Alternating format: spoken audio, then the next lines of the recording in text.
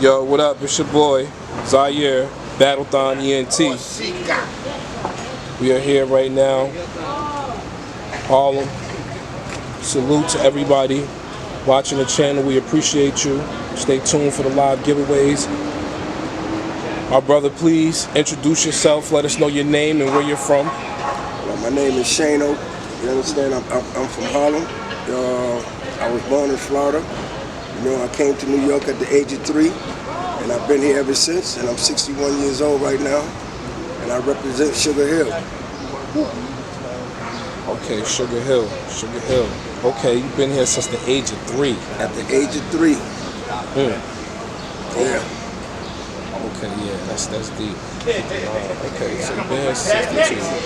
What was it like growing up in New York, age of 3, during those times? At the age of 3, you know, you coming up, you know, I was living on Riverside Drive, you know what I mean, in 138th Street before they built that state park, which is Riverbank State Park. It used to be sand and rocks. Yeah. You know what I mean? And then they built the state park and stuff like that, and we used to slide and play football down there over in the rocks and stuff like that. And you know, it was coming up. It was the hard knock life. You know what I'm saying? But I come up cut from a family. You understand what I'm saying? That I didn't have to worry about Christmas, Thanksgiving, or New Year's, or any of the holidays, because when you're born with a silver spoon, you know what I mean. Certain things, you know what I mean. It's just evident. You know? And I heard you just say you grew up from a family that was cut from a different cloth. What exactly, or who rather, is your family? Well, I was born into a family of Ellsworth Bumpy Johnson.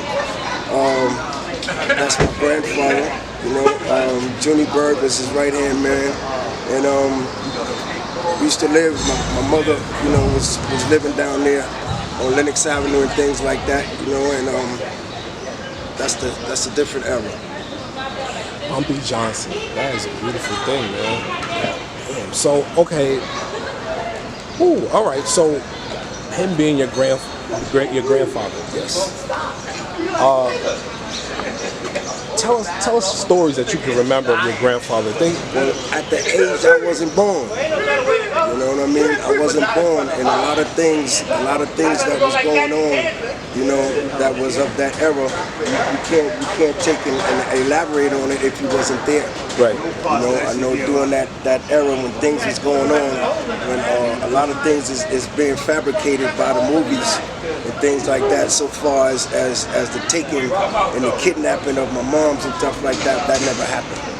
Wow. You know what I'm saying? Because my mother was raised in Paris when that war was going on with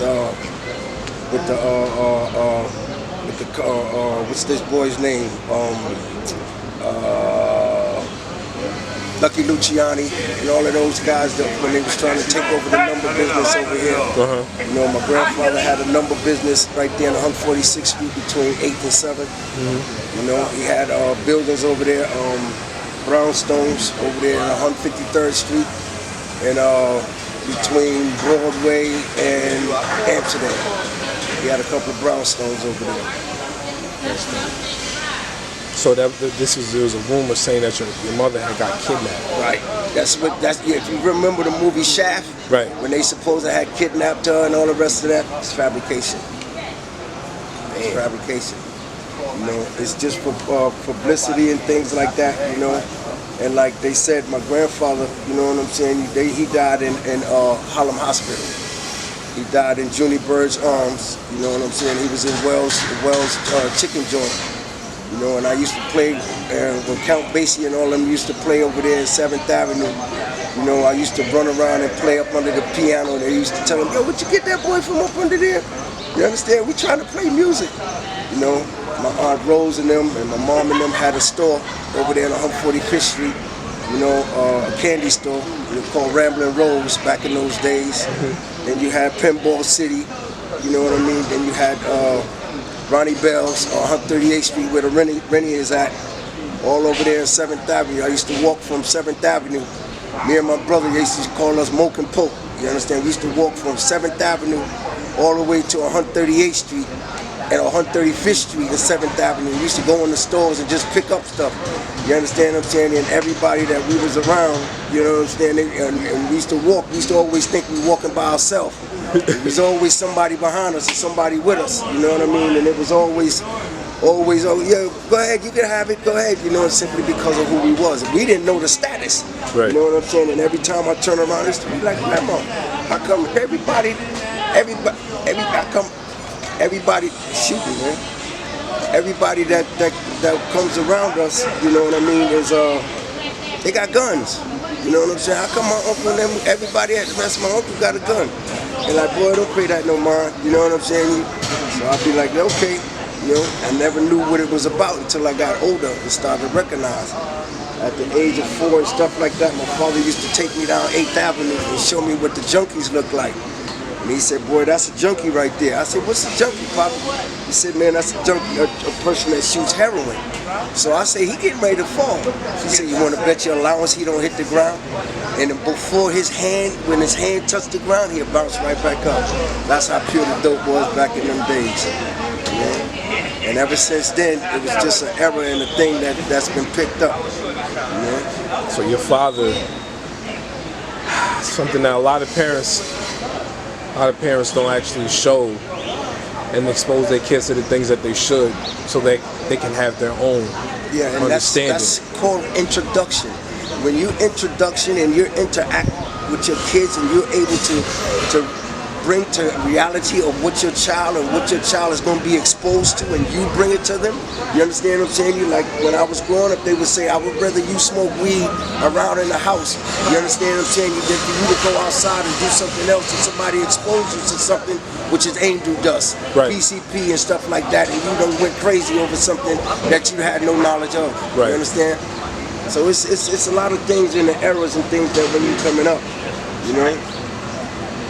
All right, so now your father, that was a jewel that you just gave to us from your father, exposing you to the harshness of the streets from where you guys were raised and where you were growing up. What other good stories or what other realities do you have from your father that you can give to us? My father was a hard-working man. You understand what I'm saying? He went from a bus driver to a postman. You understand what I'm saying? And to a policeman. You understand what I'm saying? So he made sure his kids had everything that they needed. My father was about his children. Right. You understand what I'm saying? He bust his ass to make sure that we never worried about, you know, Easter and things like that, and having to worry about things like when Christmas came around, man, the tree was so full, man. The things was out in the living room.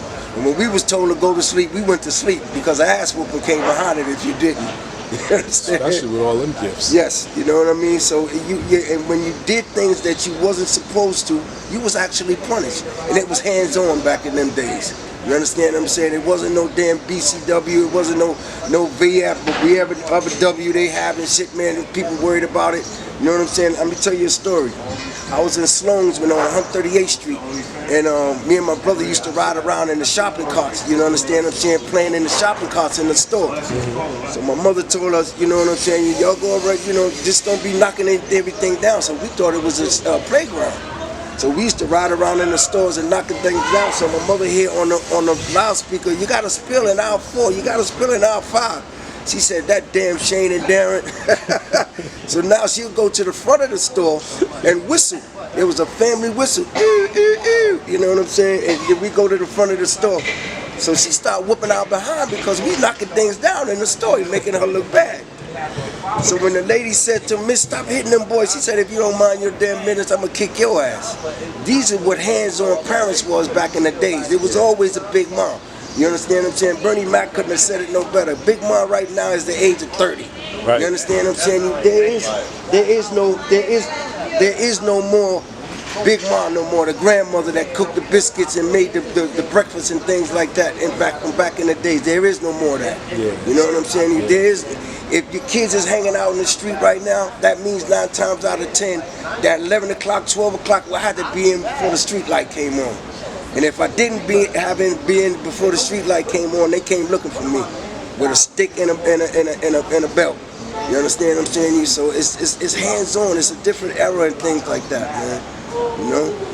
Yeah, man. I mean, I'm pretty sure you ain't seen no in your era. You ain't seen no Columbines. No. You ain't seen no 6'9s out there No, giving up on everybody. The public believed in a code of silence. You have them. You understand? You have people that likes to tell on other people. But I can't. I wasn't brought up in that era. You understand what I'm saying? Back in my days, man, if you was a teller or you was a snitch or whatever have you, they would get at you, man. You understand what I'm saying? And nowadays, it's like it's a fad. Right. You understand what I'm saying? And I blame that on the system. You understand what I'm saying? I blame that on the system so far as people telling and carrying on.